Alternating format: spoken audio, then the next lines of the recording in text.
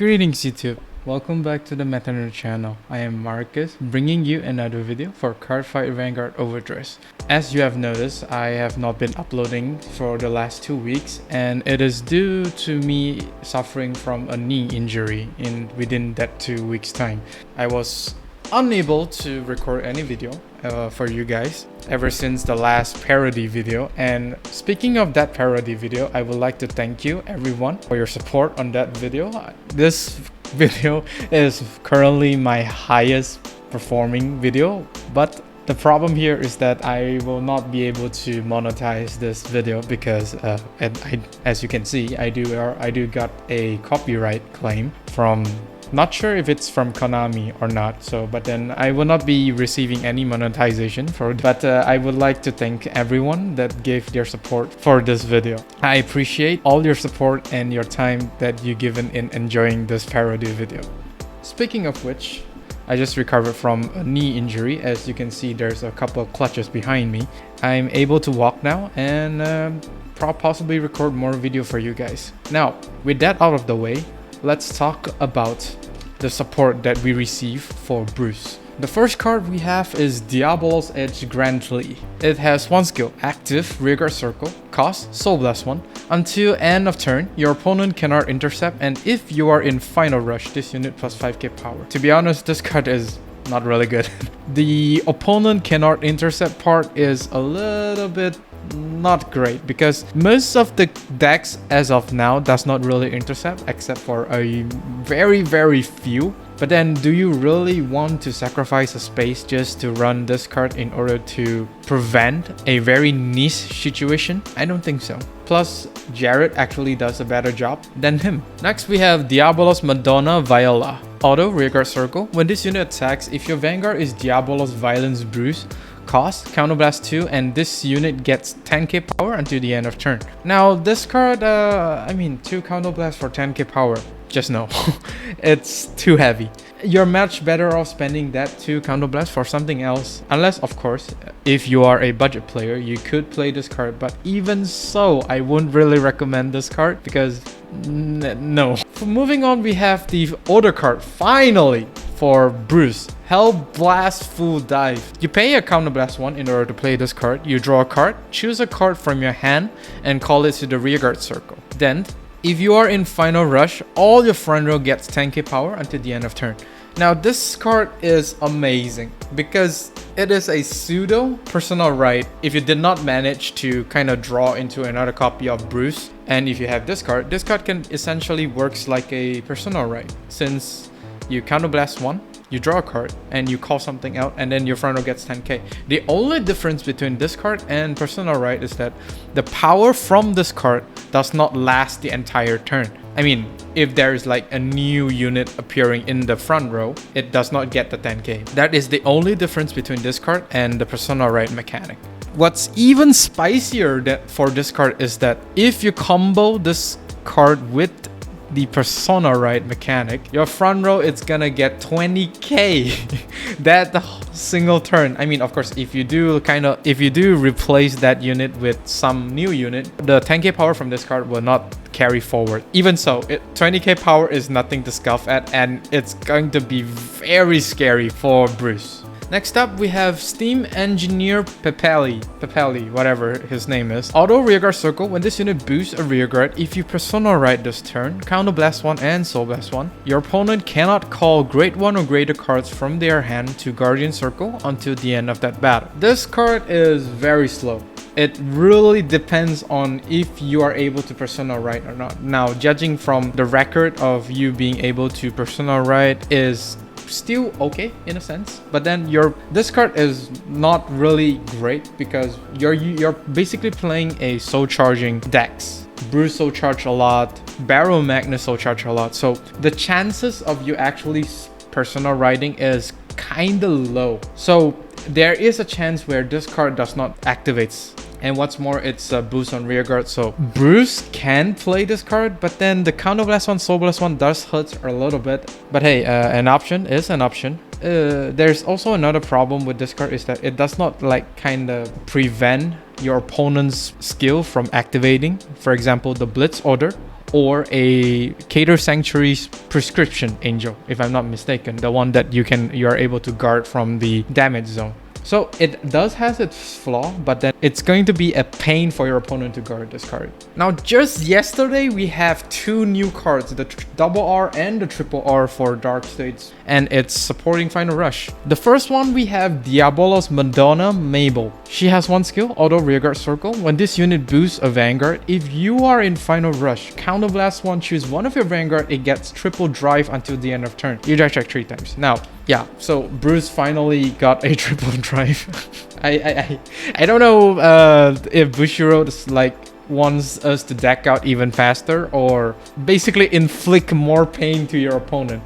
I mean, most of the time your opponent is gonna Norguard your Vanguard attack. Now the problem is that Bruce is not a Vanguard focused deck, so even if your opponent is kind of like Sentinel guard the Vanguard, there's still the rear guard, which is gonna be huge in power to worry about. This is a little bit restrictive because you will need to boost the Vanguard and you will need to be in Final Rush, which means this is kind of slow a little bit. More pressure on the Vanguard, of course, because it's triple drive. So if your opponent does not have a Sentinel, they are going to be in a very big trouble. Let's just put it at that. The 7k booster is whatever because you're not gonna hit magic number unless, of course, there's a card that actually gives the Vanguard a extra 3k power.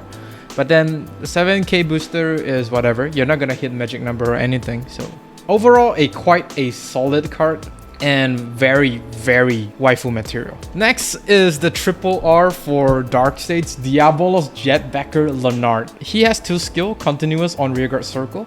If you are in Final Rush, this unit gets 5k power, and when this unit would attack, it battles all your opponent's unit in a column. Second skill, Auto Rearguard. When this unit attack hits, Soul Charge 1, and if your Vanguard is Diabolos Violence Bruce, choose up to 1 card from your soul and call it to open rearguard circle. Now, this card is disgusting. First off, he is able to clear out anything on the board, including the back row, by attacking that bloody column. So even if you're attacking a front row that does not have a rearguard circle, he can still attack the back row. It's really disgusting. So for example, if your opponent has something like in the back row that is very, very important for them, this card can basically remove that card from the board. So it's really not good for your opponent. And then this card also helps to extend your attacks even more. So as we know, Violence Bruce right now is able to attack for 5 times.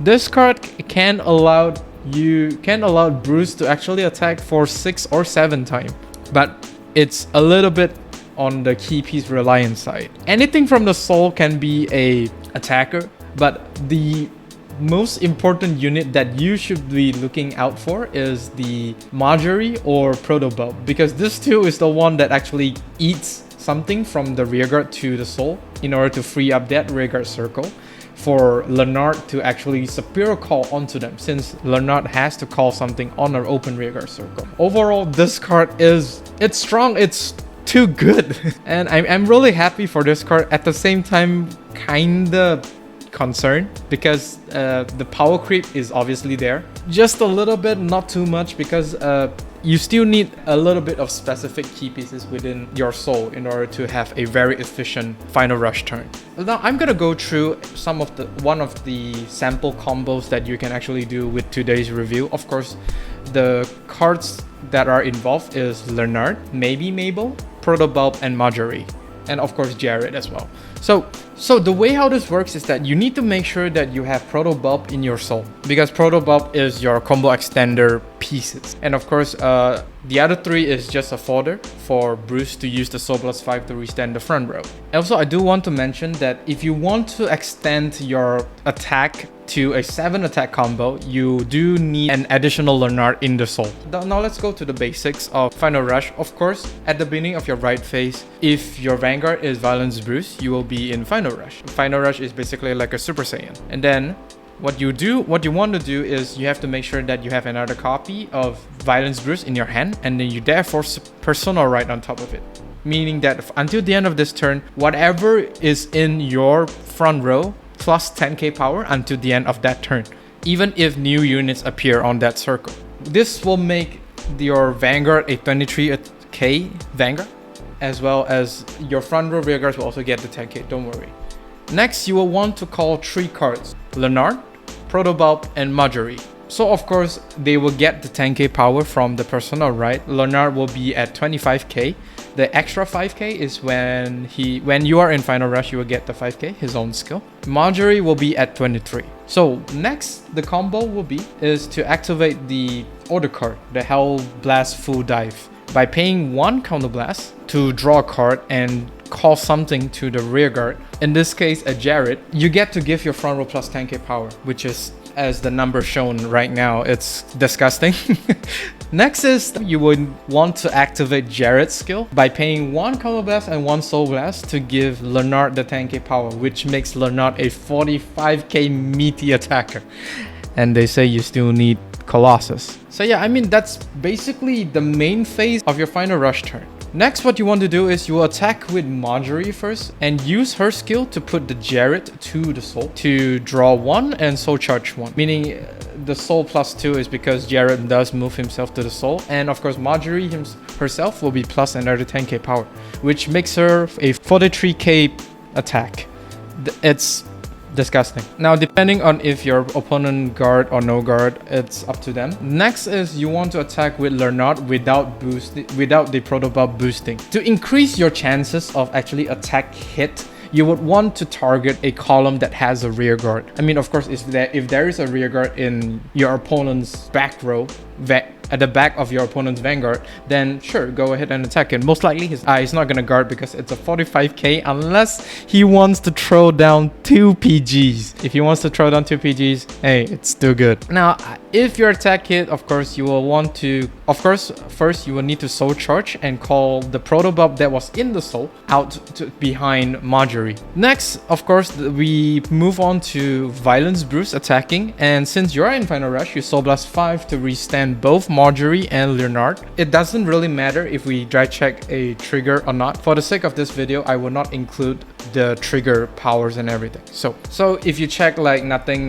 then we'll move on to the next one. Is you attack with Marjorie first. Of course, Marjorie's skill is once per turn. You can't activate her skill anymore. It's still a 43k meaty attacker, so without boosting as well, of course. Next is you will want to boost Lenard with the Protobulb to attack for 53k power, and once again you can choose to attack a rear guard because most likely your opponent is not going to guard unless he wants the PG, but you will be attacking for a full column. So yeah, at this moment you will want to activate Protobulb skill, pay 1 counter blast to move the Marjorie into the soul to get something from the soul to your hand. So meaning your hand right now is at +4. And then of course, most likely you're gonna attack hit once again because I don't think your opponent wants to guard a 53k attack on a rear guard. And then once you attack hit, you will gonna have to soul charge 1, and now you have 2 choices. You can either call a Marjorie or you can call another Lenard.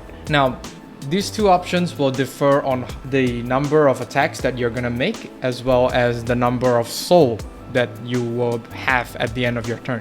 Now, if we call Marjorie, she will be at 23k, and you're able to use her skill again since it's a new Marjorie, it's not the same Marjorie. You will then attack with Marjorie for 41k by using her skill to put the Protobulb that was previously boosting the Lenard to the soul to basically draw something and soul charge 1. You can also then activate the Protobulb that was boosting the Marjorie to put in Lenard to the soul to get something from the soul back to your hand. And this will be the last attack that you will be making for this combo.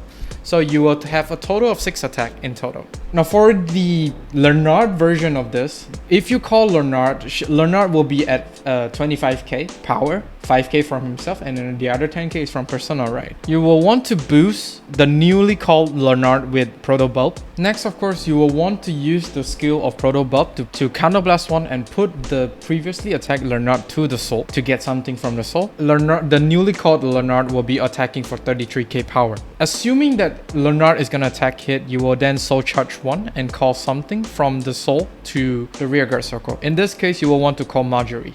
Because right now you can no longer like take in another rearguard in order to extend the combo even more, because both proto bulbs are rested at this moment. With Marjorie, you're able to gain soul and hand size. Once that is done, Marjorie will be at 23 without a skill, and of course the 10k is from the persona right. You attack with Marjorie and you can either soul in the proto bulb that was behind Marjorie or the Lenard. It doesn't really matter. And then that would be the end of your attack. This, if you call Lenard with the previous combo, this will have a 7 attack in total. Of course, let's go into the cost summary that we have based off of this combo. Now there's a 6 and 7 attack, of course. At the beginning of turn, you will definitely have 7 cards in your hand, considering if you do not guard anything and you do not get any draw trigger. You will have 4 soul if you do not play any soul charging card, and you have 5 counterblast available, because since you are not guarding or using any cards, and if your opponent like keep drive checking into a crit, you definitely have 5 counterblast available. You will be using a total of 6 cards,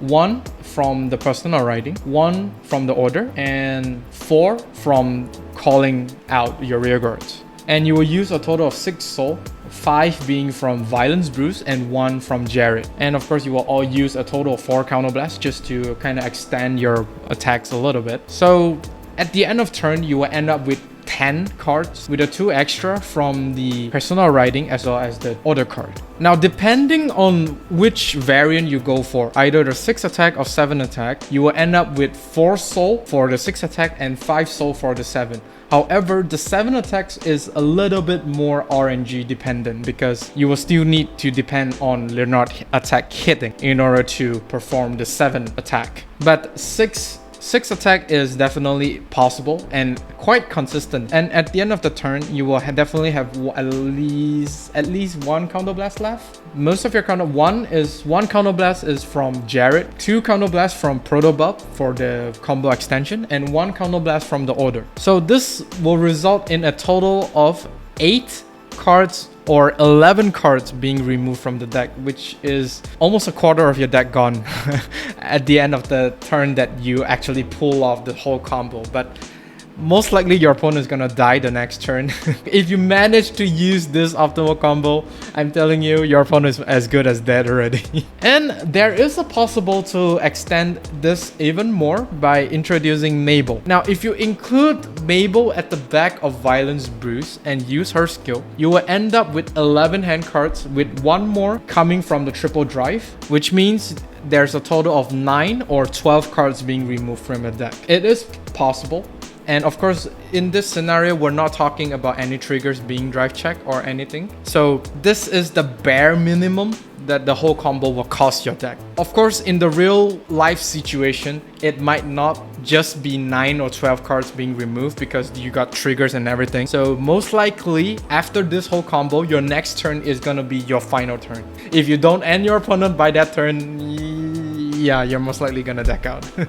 With that being said, that is all for this video. Do let me know down in the comment section of what do you think for the new support for Violence Bruce. Is it really good, and what are the combos that you actually think of when you first look at those support cards? Do like and subscribe if you like this video, and remember to ring the bell notification icon so that you won't miss any video that I upload in the future. With that being said, I'll see you all on the field.